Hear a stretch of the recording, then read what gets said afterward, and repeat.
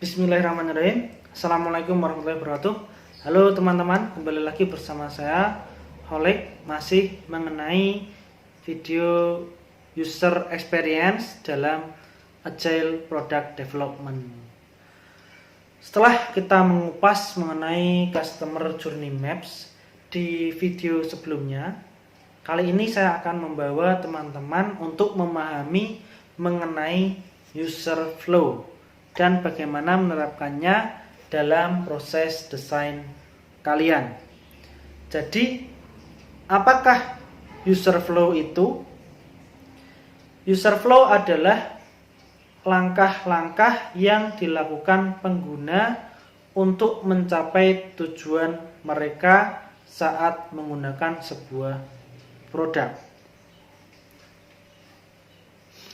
Kenapa sebagai praktisi UX kita membutuhkan user flow? Dan apa sih manfaatnya? User flow digunakan untuk mengkomunikasikan kepada tim dan stakeholders mengenai alur interaksi users dengan produk. Alur interaksi ini digambarkan dari perspektif user di setiap halaman pada aplikasi atau situs website tertentu. Tujuannya adalah agar tim dan stakeholder dapat memahami logika di balik interaksi user di skenario yang berbeda. Selain itu, user flow dibutuhkan untuk membuat tim dan stakeholder tetap fokus pada users saat merancang produk atau fitur. Karena seringkali percakapan dengan users akan hilang saat tim dihadapkan dengan kendala teknis di tengah-tengah prosesnya. Seperti apa sih user flow dan bagaimana menggunakannya? User flow terdiri dari nama pengguna, kemudian tujuannya, dan langkah-langkah user tersebut untuk mencapai tujuan yang mereka inginkan. Kalian bisa melihat gambar berikut ini sebagai contoh. Ini adalah contoh bentukan dari user flow. Kemudian, kapankah saat yang tepat untuk menggunakan user flow? User flow sebaiknya dibuat di awal saat proyek dimulai, waktu desainer merancang pondasi desain mereka. Oke, sekarang mari kita praktekkan cara membuat user flow. Untuk memulai, mari kita panggil kembali persona yang sudah kita buat sebelumnya. Nah, sebagai kelanjutan dari task Customer Journey Maps sebelumnya tentang proses pembelian barang online, kemarin saya memberikan tugasnya itu adalah saya membutuhkan sepatu lari jarak jauh ya. Tugas kali ini kita cuma mendemonstrasikan bagaimana membuat proses checkout atau proses membayar secara intuitif bagi persona kalian. Mari kita lihat langkah-langkah membuat user flow untuk proses checkout berikut ini. User flow merupakan kombinasi 3 hal berikut ini. Yang pertama adalah user story. Kemudian ada task flow. Dan yang ketiga ada wire flow. Nah, jangan bingung dulu ya. 3 hal ini saling berkaitan loh. Nanti kita akan bahas satu persatu. Mari kita lihat bagaimana cara mengaplikasikan ketiganya sebagai user flow. Yang pertama adalah user story. Siapakah usernya? Kalian mempunyai persona. Persona kalian sebelumnya itu siapa, nama personanya, dan bagaimana karakteristik dari persona yang kalian buat. Kemudian tujuan dari persona tersebut.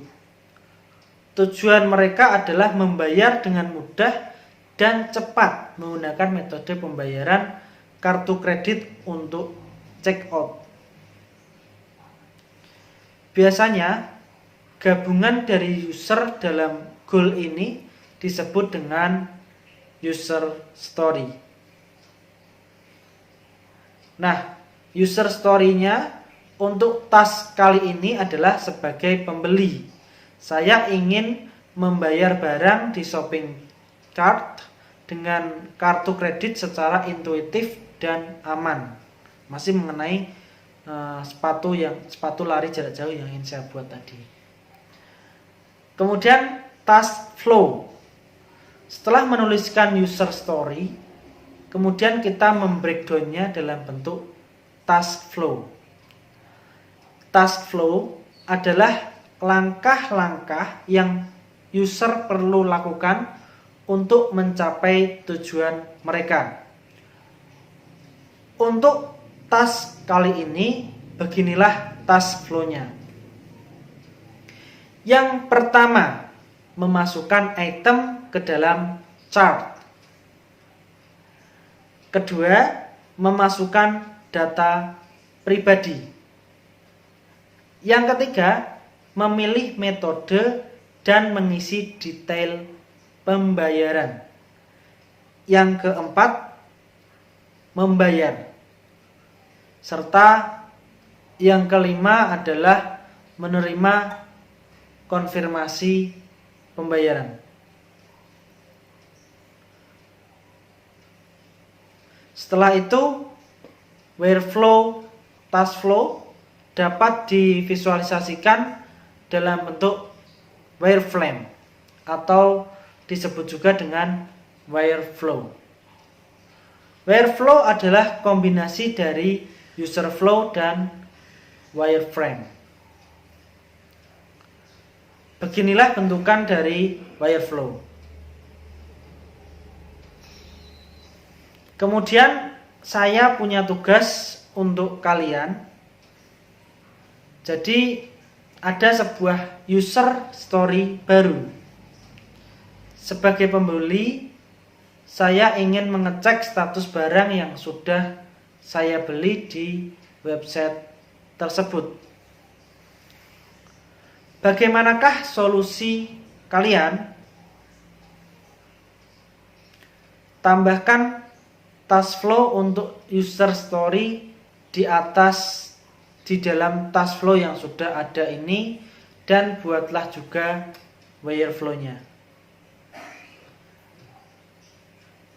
Berikut adalah petunjuknya. User butuh untuk membuat akun, kemudian login untuk mengecek status barang yang sudah dibelinya. Nah, demikianlah video mengenai user flow kali ini. Kami akan tunjukkan kira-kira jawaban yang tepat untuk tugas ini di video selanjutnya. Bersama dengan itu, saya juga akan bahas mengenai prototyping. Jadi, apabila ada kesalahan dari saya mohon maaf sebesar-besarnya. Wassalamualaikum warahmatullahi wabarakatuh.